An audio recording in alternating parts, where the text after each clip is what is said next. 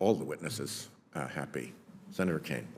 Thanks to the witnesses. It's great to be together with you. Virginia is a state that has very significant climate challenges. We have 5,000 miles of shoreline on the Atlantic and the Chesapeake Bay. Hampton Roads, 1.7 million people, is often listed second to New Orleans as the community in the United States, at least in the eastern part of the United States, most jeopardized by sea level rise. And in Appalachia, where the topography of these narrow hollows with streams at the bottom of them often lead to really significant storm events that wipe out infrastructure, wipe out people's homes. Interestingly, the rainfall in Appalachia on an annual basis isn't changing. It's just that it's coming much more episodically and violently, which poses real risks to infrastructure. So on this hearing on infrastructure, I'm kind of focused on three kinds of infrastructure in Virginia. First, climate affects the existing infrastructure road, the main road into the Norfolk Naval Base, our bridges, and when there's damage to that infrastructure, we've got to rebuild. Second, in order to deal with some of our climate risks, Governor Bell Edwards, I'm a big admirer of what you've done, and we're making a lot of resiliency investments in the same way that Louisiana has, so that sea level rise doesn't affect communities as much, but those resilience investments are infrastructure projects that have their own permitting requirements. And finally, Virginia is really finally embracing kind of clean energy with offshore wind, significant solar deployment, which requires its own infrastructure, particularly in the transmission space. I am very excited about the commitments that we have made. The American Rescue Plan, by putting money into state and local governments, a lot of that one-time money was used for infrastructure projects. That's great. The infrastructure bill, the CHIPS bill, the Inflation Reduction Act. But I've got two worries about our commitment to infrastructure. One is who's going to build it. I think we have some significant workforce challenges that we have to grapple with. On manufacturing, who's going to make it? With an unemployment rate that's so low, we need to do a lot on the workforce side. But the second is the permitting side. And I wanted to ask your opinions about this, if witnesses have opinions, and maybe Mr. Hurd, I would suspect you might have looked at this more closely than others.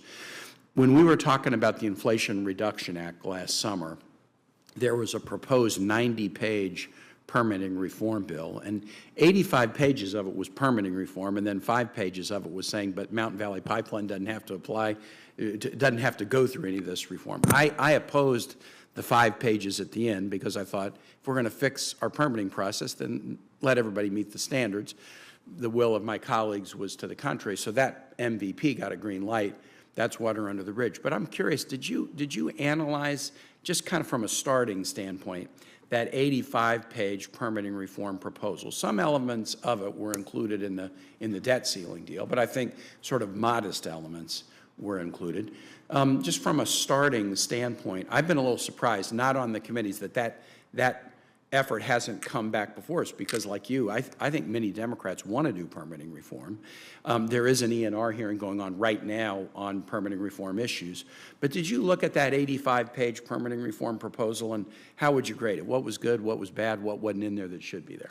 Well, it's important to keep in mind that in the IIJA bill and EPW, many of those reforms were codified on the DOT side. The fact that that just wasn't a rubber stamp coming out of Congress is remarkable to me. But the importance is that we're tinkering on the edges. Creating deadlines allows for gamesmanship on the front end on deemed approves and might get you sooner to a no rather than a yes.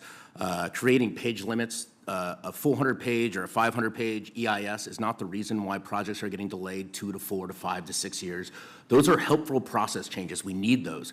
But that is because we are unwilling to acknowledge that we're going to have to open up the Clean Water Act, written 50 years ago, 30 years before the internet. We're going to have to open up the Marine Mammal Protection Act. We're going to have to open up these legacy bedrock environmental statutes. And in the political climate right now, in the House and the Senate, I don't blame either side for seeing ghosts and what the intentions are on both sides, but the fact remains that the shared pain on both sides means that when I look at that bill, I go, this is great.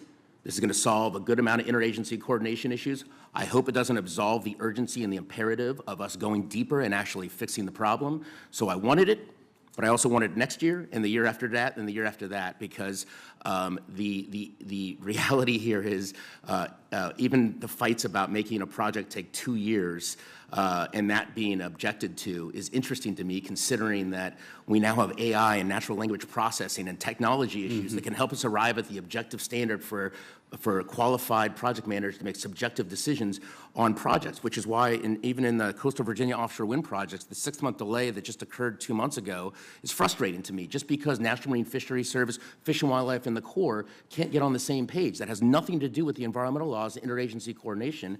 They have natural conflicts between their laws that force them to delay the project.